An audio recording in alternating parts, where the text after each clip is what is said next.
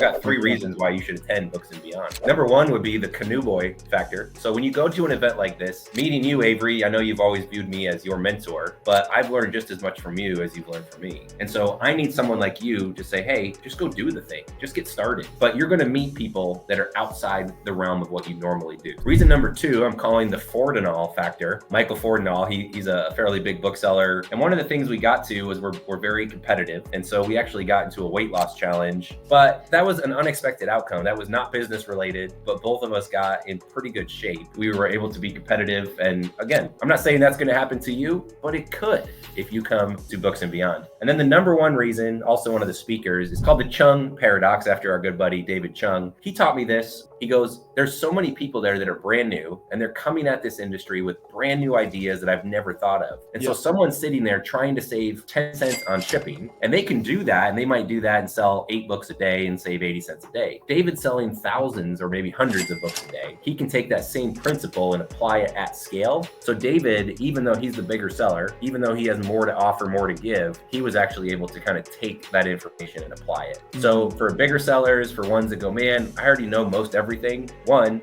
that's false. 2, you're going to learn something and take that back. And if you do have scale, you're going to be able to apply that and in ways that you can't even imagine.